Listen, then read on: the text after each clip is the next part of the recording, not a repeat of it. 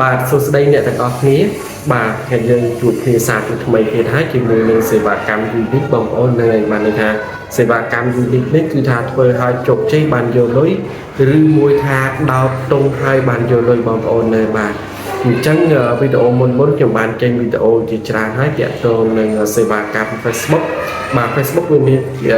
មាន Facebook Profile Facebook Page ហើយនឹងមួយទៀតហ្នឹងគឺមាន group បងប្អូននៅ Facebook Group ណាប៉ុន្តែខ្ញុំសូមនិយាយតាពីរឿង Facebook Profile ហើយនិង Facebook Page ទេបងប្អូនបាទអញ្ចឹងមានបងប្អូនយើងសួរថាតាក់ទងនឹងដាក់ blue tick បងប្អូនបានន័យថាយើង verify ឲ្យចេញ blue tick ជាមួយ Facebook Profile ហើយនិង Page ហ្នឹងតើបានការអីឬមួយថាបានប្រយោជន៍អីចឹងណាបងប្អូនបាទអញ្ចឹងខ្ញុំសូមបញ្ជាក់ថានៅពេលដែលយើងដាក់ verify ជាមួយនឹង Facebook ឬក៏ blue tick ហ្នឹងដែលភាសាបច្ចេកទេសគេហៅថា verify badge បងប្អូនហ្នឹងហើយអញ្ចឹងឲ្យវាចេញសញ្ញា tick ពណ៌ខៀវហ្នឹងបងប្អូនអញ្ចឹងវាមានអត្ថប្រយោជន៍ជាច្រើនបងប្អូនបាទហ្នឹងហើយគឺទី1ហ្នឹងគឺថាវាជួយការពារ account របស់យើងណាបាទឲ្យរឹងមាំបងប្អូនគឺមិនងាយ hack បានឬមួយក៏ខូចទៅទេបងប្អូនហើយទី2នោះគឺថា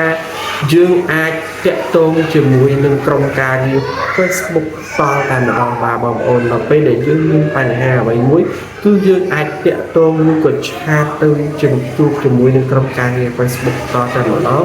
ដើម្បីជួយដោះស្រាយបញ្ហាឲ្យយើងបងប្អូនបាទទី3នេះគឺថាគឺ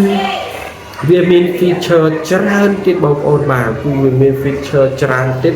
សម្រាប់ឲ្យយើងប្រើប្រាស់ចឹងណាបងប្អូនបាទទី4នេះគឺថាគឺមើលទៅគឺថាធ្វើឲ្យគេនឹងទុកចិត្តតែម្ដងបងប្អូនបាទន័យថា account គឺជា account ពិតប្រាកដបងប្អូនបាទហើយទី5នេះគឺថាគឺយើងមាន sticker unique បងប្អូនបាទនៅពេលដែលយើង reaction ឬក៏យកផ្ញើ sticker ទៅកាន់ fan របស់យើងឬក៏មិត្តភ័ក្តិរបស់យើងនៅក្នុង Facebook នេះបងប្អូនបាទគឺយើងមាន sticker unique របស់យើងហើយនឹងមួយទៀតហ្នឹងគេហៅថា avatar បងប្អូនហ្នឹងហើយយើងមាន sticker avatar unique ទៀតអញ្ចឹងណាបងប្អូនបាទហ្នឹង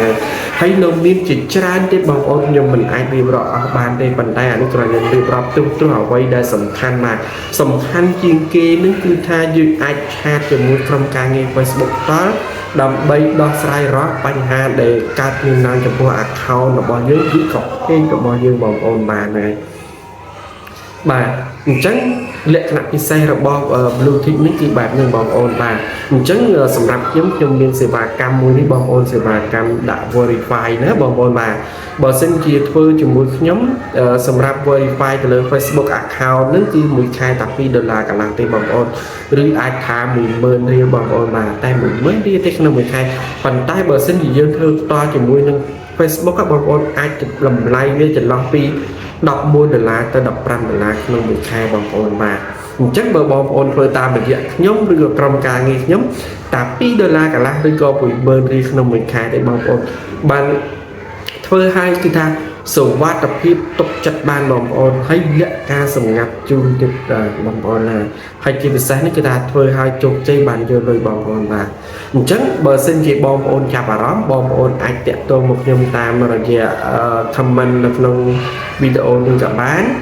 តាមរយៈឆាតមក Facebook ខ្ញុំតក៏បានតាមរយៈ link Telegram account របស់ខ្ញុំក៏បាន